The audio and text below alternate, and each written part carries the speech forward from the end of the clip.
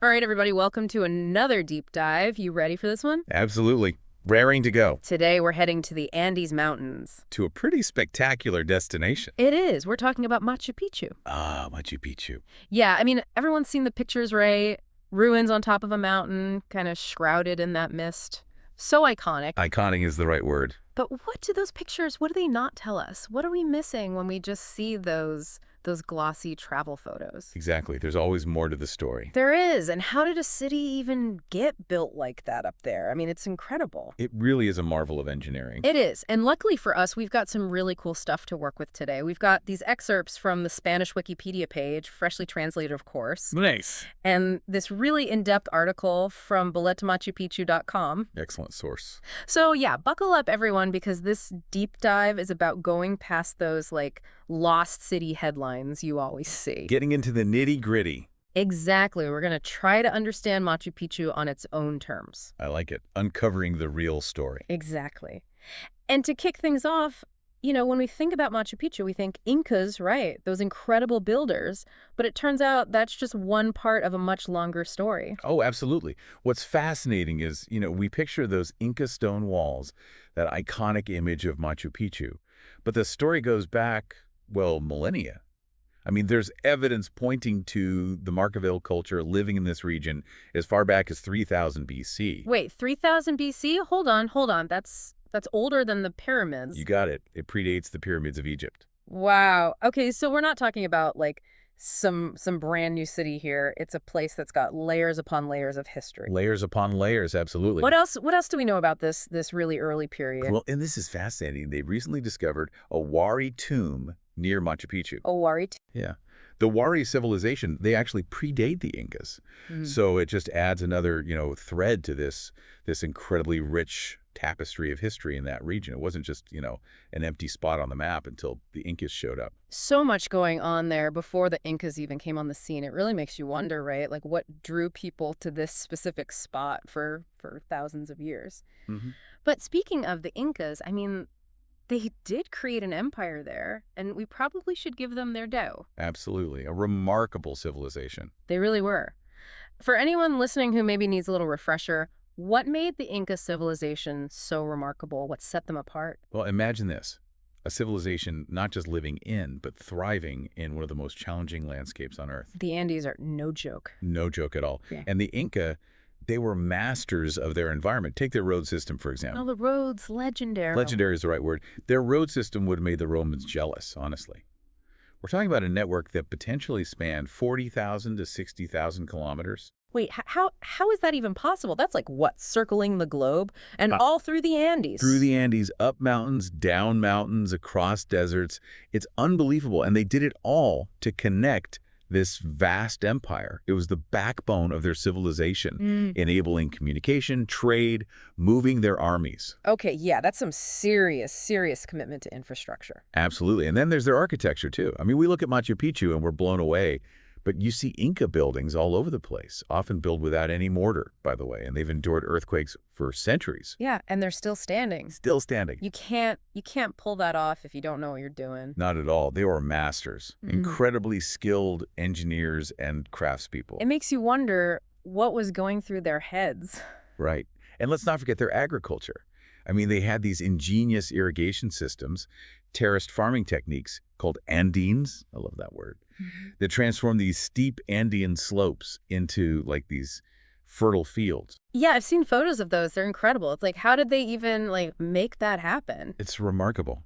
Really speaks to their ingenuity. So we've got these amazing builders, this incredible civilization, but where does their origin story fit into this? The one about emerging from a lake led by the sun god. It seems a bit more mystical than all this practical stuff we're talking about. You know what I mean? Right. It's definitely a different kind of story. It's the legend of Manco Capac, led by the sun god, Inti, to found Cusco, the Inca capital. Yeah, Cusco. Which is still there. Still a vibrant city today. So it's a blend of the divine and governance, I guess you could say. It wove their deep connection to the land, to the heavens, into their right to rule. It wasn't just a practical empire. They had that spiritual foundation as well. So it's like their own Game of Thrones origin story or something, but with way, way better infrastructure. Way better infrastructure. Exactly. And speaking of infrastructure, let's talk about how Machu Picchu itself was built. I mean, can you imagine being the Inca architect tasked with like building a city on a mountain ridge like that? It'd be like looking up at Everest and being like, "All right, let's put a city up there." It's mind-boggling. They didn't just build on the mountaintop, they transformed it. A lakta, that's what they called it, a fully fledged city in the clouds. Wow. A city in the clouds. So, what did they have to consider? I mean, what do you even start with when you're building on a mountain like that? Well, the location itself is key. It's at 2,453 meters, nestled between those peaks of Huayna Picchu and Machu Picchu mountains. And remember, this isn't deep in the Amazon like you might think. It's at the edge, that cloud forest environment. Really unique, really challenging. Okay, so a very specific spot, even within the Andes. Absolutely. They weren't just masters of like one terrain, they could handle it all. Masters of many terrains, adaptable, resourceful. All right, so we've got this amazing location. The Inca Empire is at its peak, but they probably didn't like carry all those stones themselves up a mountain, right? So how did they actually pull off such a massive construction project? Well, we know construction began around 1450 AD Okay. under the reign of Pachacuti. Remember him? Yeah, the sun god origin story guy. That's the one. It shows how connected their mythology and their governance really were. And you're right, it was a massive project. Huge. They had a system called midames. They would relocate skilled laborers from across the empire to work on these big projects, things like Machu Picchu. So it was a real team effort, people coming from all over the empire. All over. It's fascinating when you think about it, that Machu Picchu really represents the combined skill, labor of this entire empire, It's like the ultimate group project. the ultimate group project. And we think that Chachapoyas people who were native to those cloud forests, they played a vital role as well. Their knowledge of the terrain, the building techniques, must have been invaluable. So they had like the local expertise on top of everything else. Exactly. Local knowledge combined with the might of the empire. Wow. This Midamaze system, was that a common thing for the Incas to do? It was central to how they built their empire. Mm. By relocating communities, they could, like, diffuse potential rebellions, spread knowledge and techniques, and, of course, pull off these incredible construction projects. Really strategic. Incredibly strategic. But also, it helped to foster a sense of shared identity, a shared purpose. Mm. It was about social engineering as much as logistics. It really makes you think about the lives of those workers, you know? Yeah, imagine that. Uprooted from your home, traveling to this remote location. It must have been an incredible experience. Incredible and challenging. And what we're Sure. learning is that Machu Picchu wasn't just this, like, sterile, majestic site. This was a living, breathing city, a diverse population. Oh, for sure. And unraveling the purpose of this city, well, that's where the story gets even more interesting. You know, for the longest time, I always pictured Machu Picchu as this impenetrable fortress. Oh, yeah. Yeah, you know, perched up high to fend off those invaders. Very dramatic. Makes sense. Yeah, but then I heard it was maybe like Pachacuti's summer home, like a royal retreat. A nice little getaway spot. Right. Which, I mean, honestly, both of those sound pretty cool. But I'm getting the sense that it's probably a bit more nuanced than that, right? Yeah, you're right. It's way more interesting than that.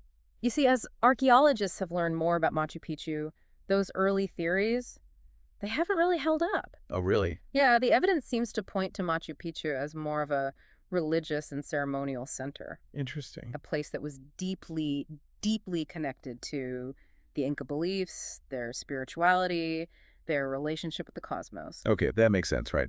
Especially given their whole sun god origin story. Yeah, But what kind of evidence are we talking about here? Did they find, like, hidden temples, yeah. ancient inscriptions? What's the smoking gun? Well, think about that location again, right? High up in the mountains, strategically important, but also in a position to control access to the jungle and all of its resources. Right. It's not just like stuck up there all by itself. Exactly.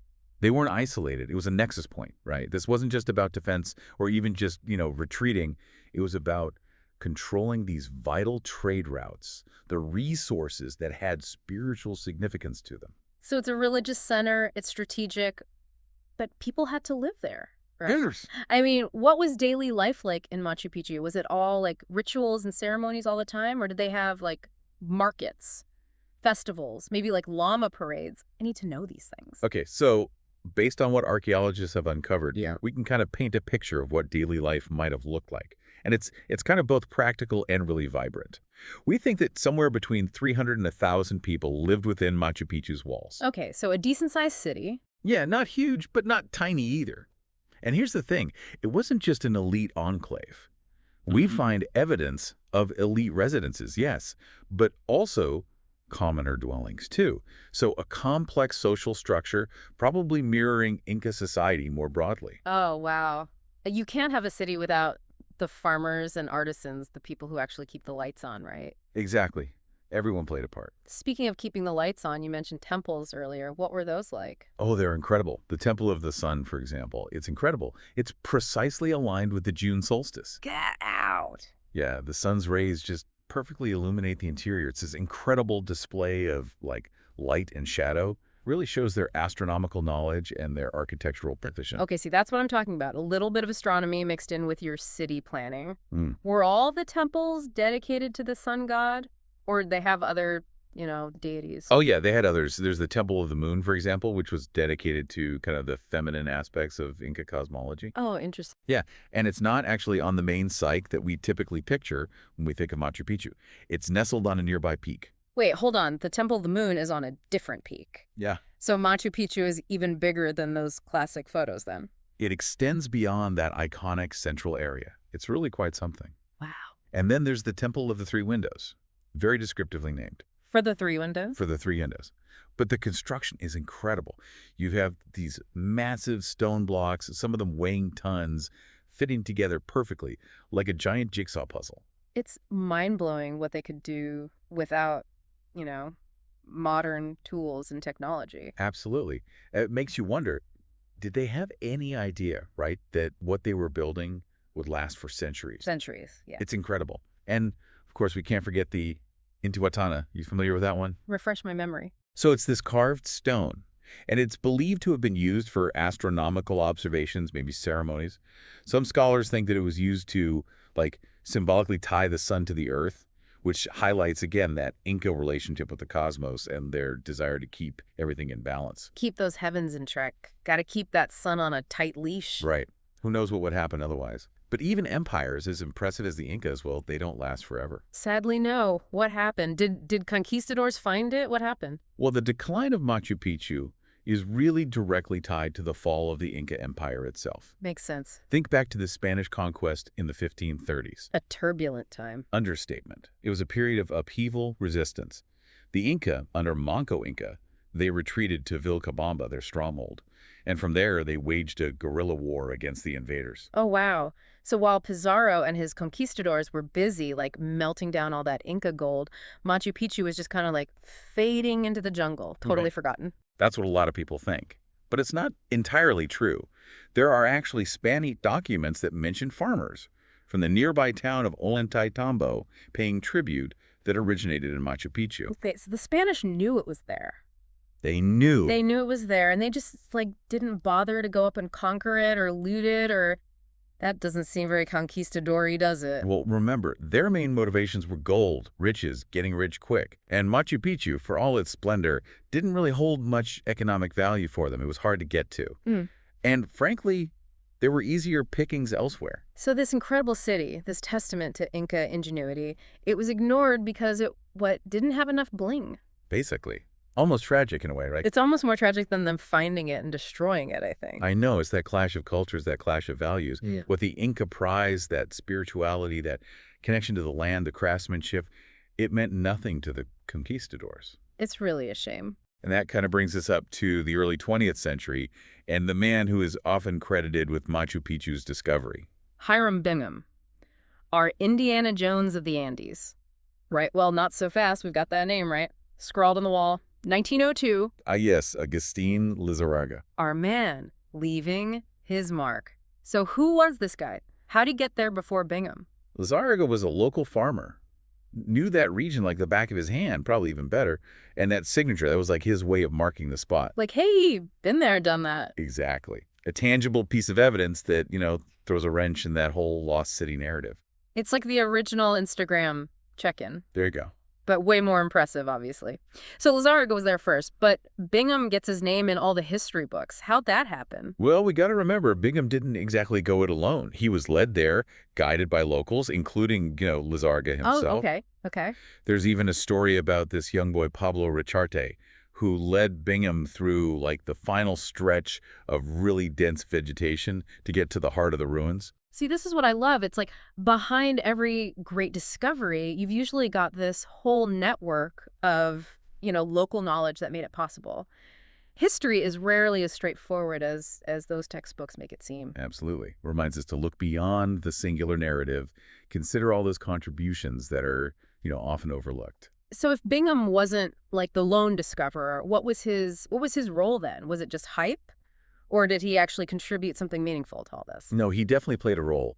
Bingham, while not the sole discoverer, really brought Machu Picchu to the world's attention. Yeah. He documented the site, like, meticulously, did excavations, published his findings, and that sparked a ton of interest in the Inca civilization. And now, because of that, we have Machu Picchu as a UNESCO World Heritage Site. Is It's it? a place where, people from all over can go and connect with this ancient culture. It's a beautiful thing. It really speaks to the power of, discovery, documentation, and, of course, preservation. Speaking of preservation, Machu Picchu is like a huge tourist destination these days. It's incredibly popular. How are they dealing with the challenges of protecting this ancient site? Yeah, it's a constant balancing act.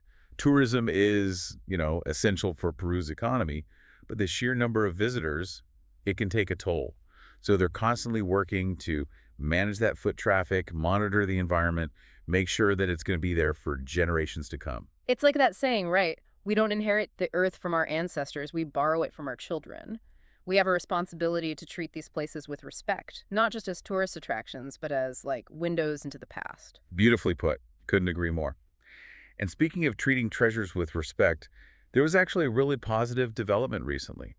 Thousands of artifacts were returned to Peru from Yale University. Oh, wow. I didn't hear about that. Yeah, these are artifacts that Bingham took during his expeditions. Oh, okay. And their return is hugely significant for Peru, for them to reclaim that part of their heritage. That's fantastic. It's like closing the loop in a way, right? It really is. As we're wrapping up here, I have to admit I still have so many questions about Machu Picchu. Oh, I'm sure. What was at the top of the list? What was its real name, Machu Picchu just seems kind of generic for a city this amazing. Right. And what about those missing mummies? Ah, yes. Specifically Pachacutis. Was it like hidden before the Spanish got there, destroyed? Did somebody like spirit it away to Lima? These are the questions that keep archaeologists up at night. Right. They highlight the enduring mystery of this place. We've learned so much, but it still holds its secrets close. It's exciting in a way, It really is. that even after all this time, Machu Picchu can still surprise us. It's like this reminder that history isn't just about dates and names. It's about these stories, these mysteries, and our own efforts to understand the past. Well said. Machu Picchu, it's more than just like a collection of ruins. It's this testament to the ingenuity of this lost civilization, a puzzle box of history, Yeah. an invitation to never stop exploring, It's definitely going on my bucket list, that's for sure. as it should be. So for everyone listening, next time you see a photo of Machu Picchu, remember there's a whole world hidden behind that image.